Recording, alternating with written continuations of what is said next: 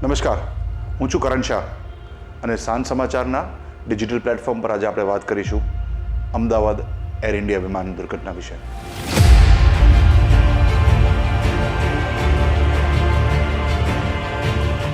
12 જૂન 2025ના રોજ બપોરે 1:39 એર ઇન્ડિયાનું વિમાન ક્રેશ થાય છે.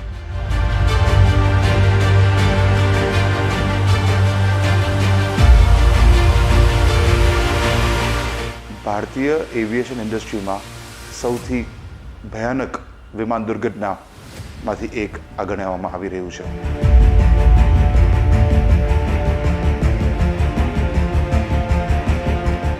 જુલાઈ 2025ના એક્ઝેક્ટ એક મહિના બાદ AAIB એટલે એરક્રાફ્ટ એક્સિડન્ટ ઇન્વેસ્ટિગેશન બ્યુરો, જે કેન્દ્ર સરકારના સિવિલ એવિએશન મિનિસ્ટ્રી હેઠળ આવે છે, તેઓ એક રિપોર્ટ સબમિટ કરે છે.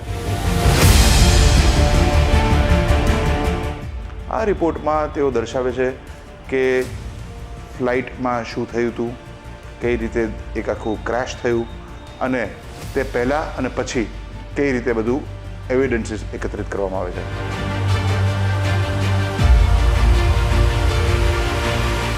રિપોર્ટની પહેલી 3 લાઈન આપણે જો વાંચીએ તો તે ચોખ્ખું કહે છે કે આ એક પ્રાથમિક રિપોર્ટ છે. તેમાં તથ્યો અને જે કોઈ પુરાવાઓ તેમને એકત્રિત કર્યા છે તેના આધારિત છે અને આગળ જતાં સબ્જેક્ટ ટુ ચેન્જ એટલે આમાં બદલાવ આવી શકે એમ છે. જ્યારે આ વિમાન દુર્ઘટના થઈ ત્યારે અમદાવાદથી ગેટવિક લંડનની ડાયરેક્ટ ફ્લાઇટ હતી. એર ઇન્ડિયા AI-171 ફ્લાઇટનો નંબર, બોઈંગ 787 ડ્રીમ લાઇનર. બોઈંગ એટલે યુએસની કંપની છે જે આ વિમાન બનાવ્યું હતું. મિત્રો, આ આખી જે વિમાન દુર્ઘટના થઈ એમાં 242 લોકો હતા, જેમાંથી 230 મુસાફરો હતા, 10 ક્રૂ અને 2 પાયલટ અને કો પાયલટ. 230 મુસાફરોમાંથી ભારતીય, બ્રિટિશ, પોર્ટુગલ અને કેનેડિયન આ તમામ દેશના નાગરિકોનો સમાવેશ થયો હતો.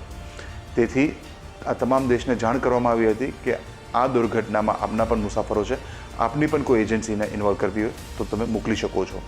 જેથી કરીને અમેરિકાની FAA ફેડરલ એવિએશન એજન્સી સાથે સાથે બ્રિટિશની અને ભારતની આટલા ઓફિસરો જોડાયા હતા. હવે શું બન્યું હતું 12 જૂનના? 12 જૂનના સવારે 11:13 આસપાસ દિલ્હીથી અમદાવાદ ફ્લાઇટ લેન્ડ થાય છે એર ઇન્ડિયાની જ, જે એમાં નોન ટેકનિકલ કંઈક કારણોસર કોઈ ક્ષતિ જણાય છે, પણ તે તાત્કાલિક સોલ્વ થઈ જાય છે. આજે જે આપણે આ આખા વિડીયોમાં વાત કરીશું તે રિપોર્ટ આધારિત કે શું શું રિપોર્ટમાં લખાયું છે અને ત્યારબાદ કઈ સંસ્થાઓની 2 પાયલટ્સની એસોસિએશન છે તે સંસ્થાઓએ શું પ્રતિક્રિયા આપી છે પોતાની, એ વિશે પણ આપણે વાત કરીશું.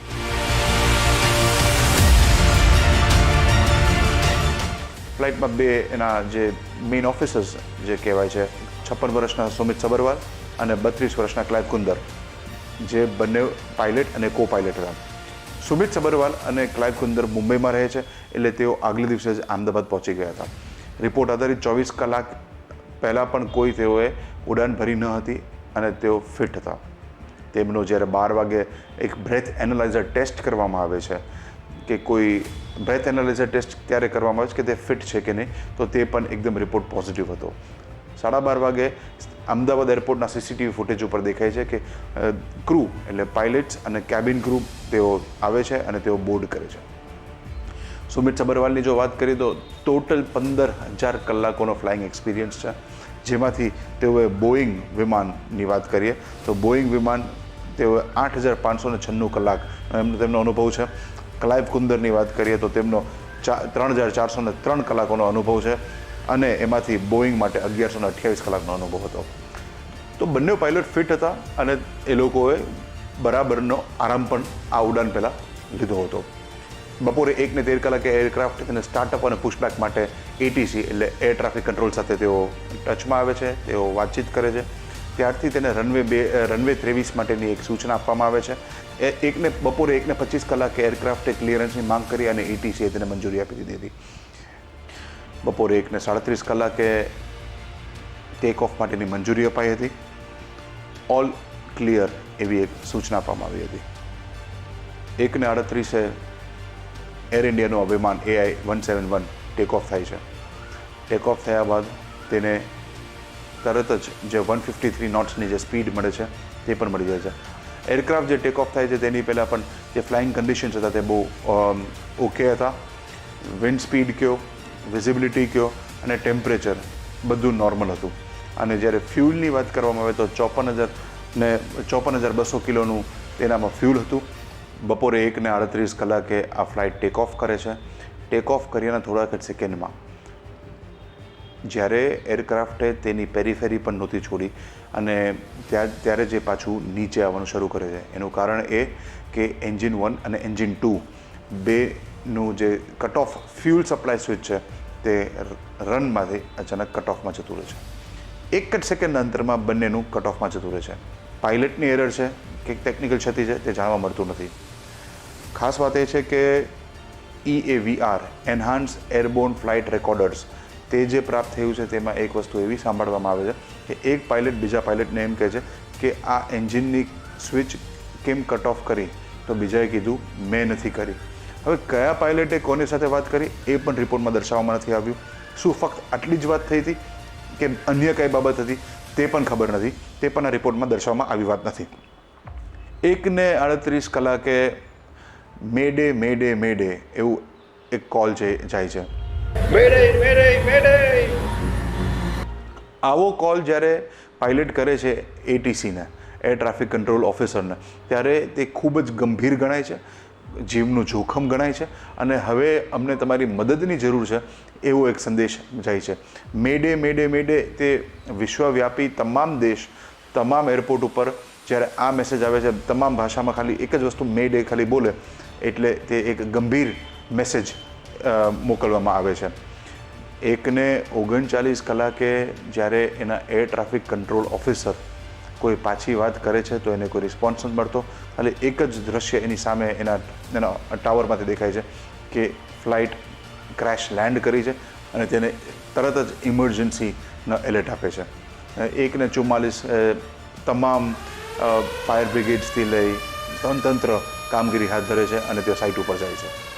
મિત્રો, ખાસ વાત એ છે કે જે એન્જિન કટ ઓફની વાત અત્યારે બહાર આવી રહી છે, ત્યારબાદ જે બે એરલાઇન એસોસિએશન્સ, પાયલટ એસોસિએશન્સ છે, તેઓએ એક પ્રકારે આનો એક વિરોધ નોંધાવ્યો છે કે આ જેટલો પણ રિપોર્ટ છે એ પારદર્શક નથી.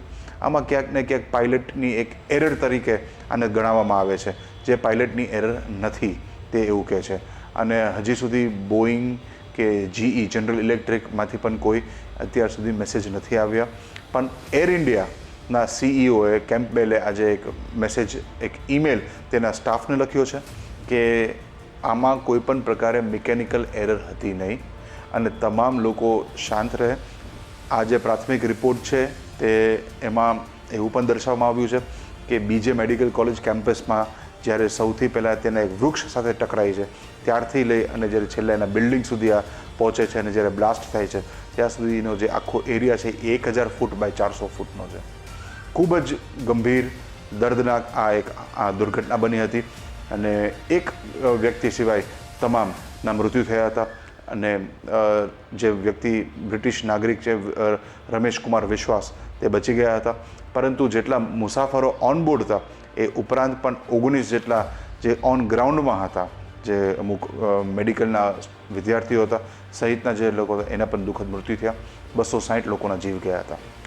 અમુક નિષ્ણાંતો એવું માને છે કે જે એરલાઇન જે 600 ફૂટથી જ્યારે એને નીચે આવતી ગઈ એને ક્રેશ થયું, અગર એને હજુ વધુ કોઈ એને હાઇટ પ્રાપ્ત થઈ હોત, 100-200 મીટર જેવી પણ વધુ એને હાઇટ પ્રાપ્ત થઈ હોત અને એન્જિન્સ ત્યારે બંધ થયા હોત તો રિવાઇવ કરવાના ચાન્સીસ પ્રાપ્ત થાત. રેટ એટલે કે રેમ એર ટર્બાઇન, અને જ્યારે એનો જે અલગ બીજો ફ્યુલ સપ્લાય અને પાવર સપ્લાય હોય તે આટલી નીચી હાઇટમાં શક્ય નથી બનતું.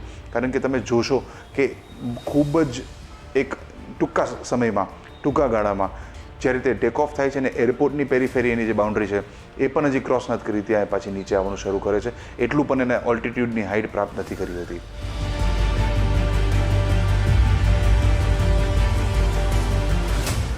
આગળ જતાં આપણે જેમ જેમ આના બધા વધુ ડેવલપમેન્ટ્સ આવશે, આ રિપોર્ટ વિશે ડેવલપમેન્ટ્સ આવશે તે હું શેર કરતો રહીશ. કેન્દ્રીય નાગરિક ઉડ્ડયન મંત્રીએ પણ એવી વાત જણાવી કે કોઈ આની ઉપરથી કોઈ પૂર્વગ્રહ ન બાંધે, કોઈ આ રિપોર્ટ વિશે કોઈ હજી કન્ક્લુઝન નથી બાંધે, કારણ કે આ રિપોર્ટ હજી એક પ્રાથમિક અહેવાલ છે. હજી ઘણા બધા તપાસ હજી એજન્સીઓ આમાં બાકી છે, તપાસ બાકી છે, એટલે ન કરે. અને અત્યારે જે નિષ્ણાંતો છે તેવું એક માની રહ્યા છે કે આમાં પાયલટ એરર નથી, જ્યારે અમુક લોકો એમ કહે છે કે મિકેનિકલ એરર છે. પણ જે પ્રકારનું હોય, બોઈંગ, GE, પાયલટ એસોસિએશન આમાં અને જે AAIB જે ઇન્વેસ્ટિગેશન બ્યુરો છે, આ તમામ લોકો આમાં ક્યાંક ને ક્યાંક તપાસ કરી રહી છે. તો આમાં જે પણ કંઈ ડેવલપમેન્ટ્સ થશે તે આપણા સુધી જણાવતા રહીશું. ત્યાં સુધી સાંજ સમાચારના ડિજિટલ પ્લેટફોર્મ અને સાંજ સમાચારની આપણી પ્રિન્ટ મીડિયા અને વેબસાઇટ્સને જોતા રહેજો. આભાર. Thank you.